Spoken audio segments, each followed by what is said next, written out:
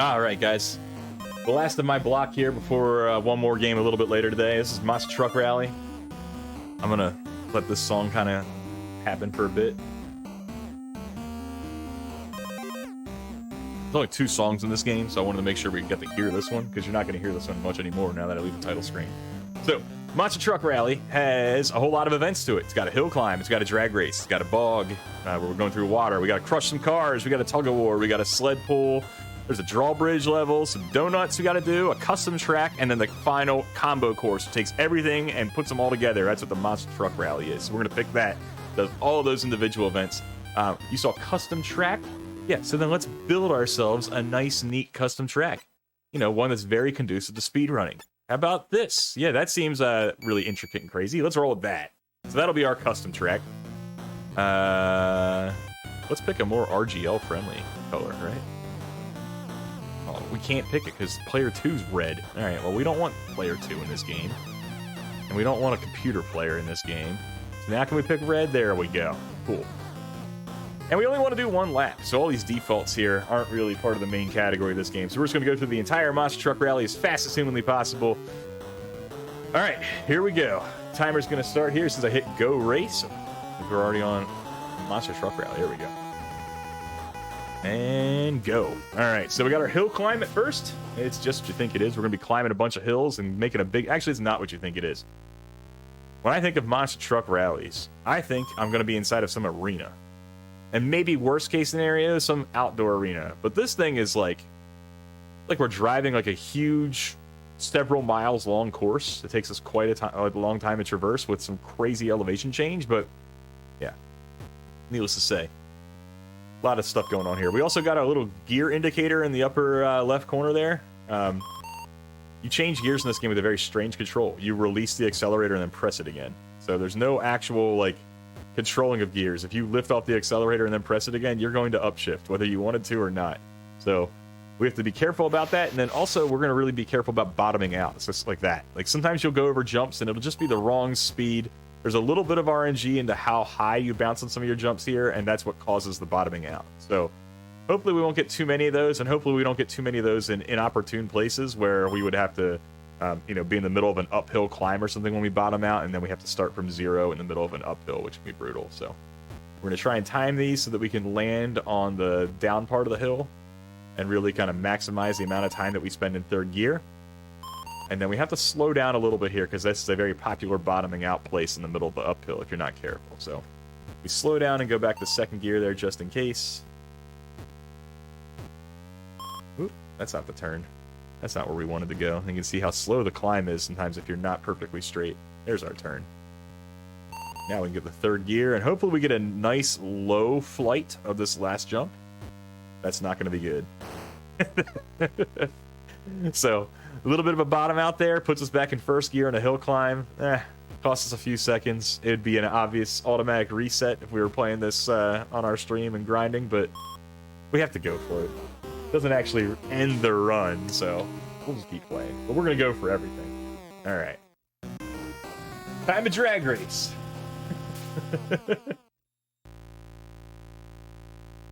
Yeah, this truck definitely slows down if you come across a puddle or even a little bit of mud. A little slow down there as a result.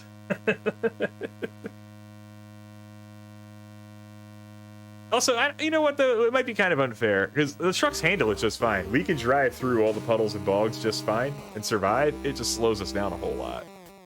But it never actually ruins us. The tiny little bumps where we bottom out, though, and then land and immediately do a 360-degree spin out, that's a little bit, that's where I draw the line on the realism of this game. We're just cruising along in 3rd gear here, taking our drag race times as fast as possible. When you have this at multiplayer, this can be pretty fun. We have a whole lot of, trucks racing against some AI trucks here too. It can be a little crazy, but yeah. All right.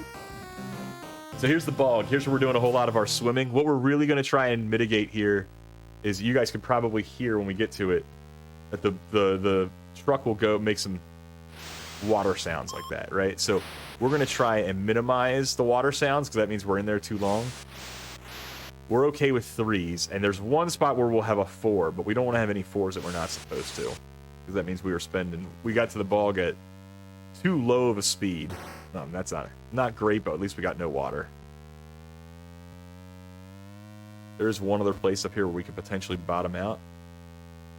And we missed it. Well, we hit the puddle, but that's not so bad. And we'll take the turn wide to kind of generate more speed there before we hit that bog, so we only hit a 3 instead of a 4. And then we'll take that one short so we can kind of get like a running start to it. So that was only 3 swims, not 4 swims. That was a good landing there. Got back to 3rd gear here before we even got to this turn, so that's nice. And then coming up, we'll have our only 4 of the run, which is when we have the bog here, right after another one. That's okay. That was pretty good. Could have gone way worse than it did, so we'll take that. Really unfortunate RNG on these little mud puddles and water. They just happen to show up whenever they feel like it. Sometimes they're in the way, sometimes they're not. That one was pretty in the way, but that's okay. All right, cool. All right, so that's the bog. Now we're on to the car crush. Not a lot of RNG in the car crush. We're just going to try and get ourselves maximum speed before we get to the cars, and then they'll always slow us down the first gear. So really optimizing our movement in between the car crushes is what's key here. We don't want to drive any extra pixels or spend extra time in first gear than we have to.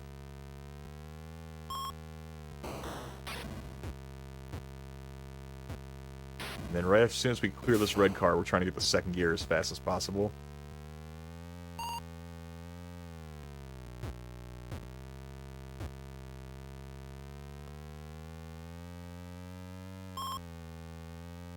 Also, turning in this game always will shift you from 3rd down to 2nd. So while it seems like you're not taking an optimal line when you could take a diagonal here or there, trying to stay cardinally straight for as long as possible can actually help you time-wise, because it allows you to stay in 3rd gear a little bit longer. So definitely something we're trying to exploit when we can, and also just be mindful of. All right, the tug of war. To have this go as fast as possible, we lose. We just let this other car just beat us. And he's going to drag us to the other side, and hopefully we get good RNG where he stays perfectly straight, and we don't run into any puddles. When he starts going left and right like this, it takes a little bit longer and wastes some more time. So, yeah. One of the few spots in a game like this you'd have a chance to get some donations right or something like that in a big marathon.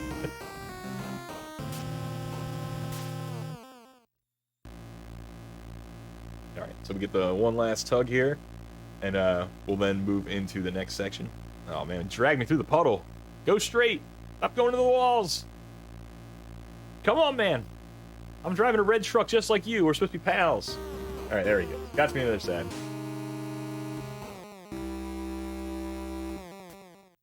All right, time for the sled pull.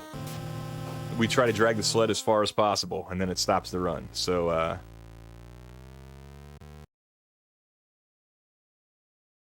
far as I could go. You can actually drag it much further. You can actually drag it shorter, but having your wheels right past that line in the dirt there seems to be like the perfect place where you can trigger it the fastest. I don't know if it's like the frame rule, imagine a bus situation there, but that seems to be the quickest spot where I can save time on previous world records. The sled pull, I can usually save like half a second there just by stopping on that pixel as opposed to a different one. That's where all the RNG comes to ruin our day. The drawbridge here, hopefully we get a good pattern. That's not too bad. We'll see how this goes here. Can we nail this jump? Nope, we didn't. Darn. Had we nailed that jump, we would have been in a great spot here, because now we got to wait for this one. Not so great. I believe it's on a global timer. I'm not entirely sure. When you reset the game, you always have to do those menu things at the beginning. So it's not like you can just hold start and buffer your way into the game and kind of work your magic that way.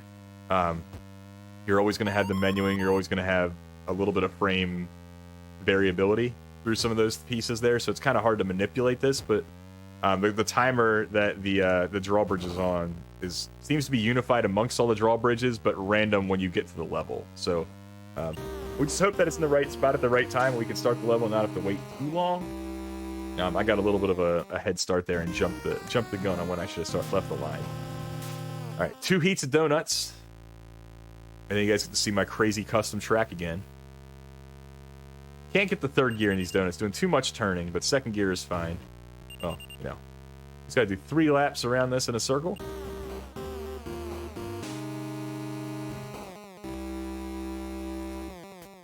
And heat 2. Then we'll get to our custom track, and then we'll have our combo course. Where everything comes together.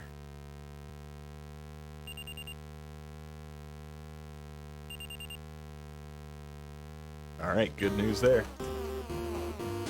Worked out nicely. And then we've got ourselves our custom track. You guys remember how complicated and ridiculous we made this? All the ramps and stuff you guys saw all over the place. Oh, wait, no. It was just a bigger donut.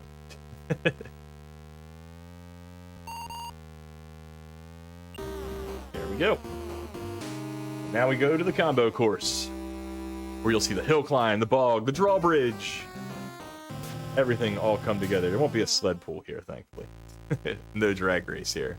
A tug of war, but we do have all these other pieces. Lots of altitude, lots of obstacles. Worrying about bottoming out. We are going to slow down intentionally on this hill here so that we don't bottom out at the end. Oh, we bottomed out anyway, even with the slowdown. That's doubly bad, because then we have to go through that bog at much slower speed than we would like, but happens. All right. More climbing here, and then we're going to take some diagonals to line ourselves up to get back to second gear as fast as possible. Like I said before, the turning prevents you from getting the third gear, so realistically you want to get back on the north, south, east, west kind of cardinal directions as fast as possible so you can get back to third gear. That was very friendly drawbridges, so even with the bottoming out earlier, I don't think it's too bad, because we might not have been able to clear that otherwise. But it's still been waiting. Car is always going to send us down the first gear, so is what it is there.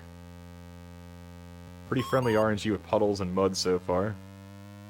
Usually they're all over the place over there. Ooh. Nice.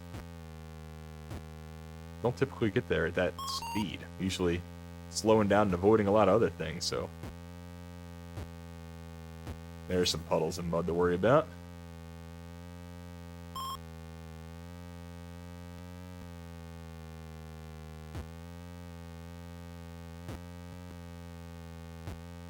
Looking good.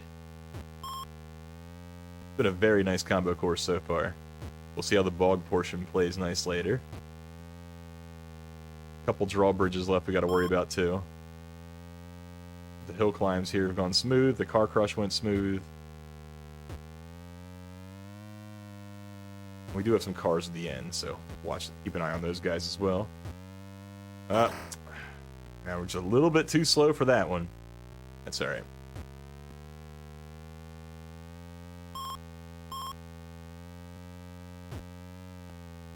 Got back to third gear there as fast as possible.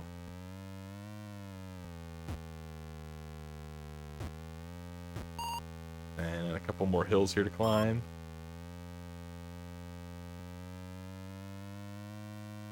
Woo! Massive air.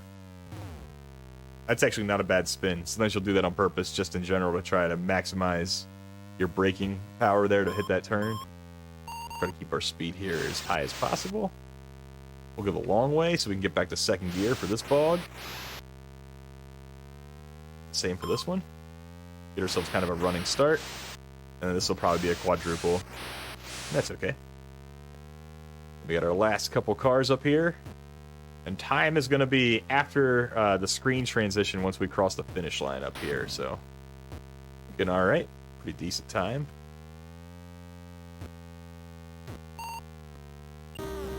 There it is. That is the Monster Truck Rally. Time is going to happen right now.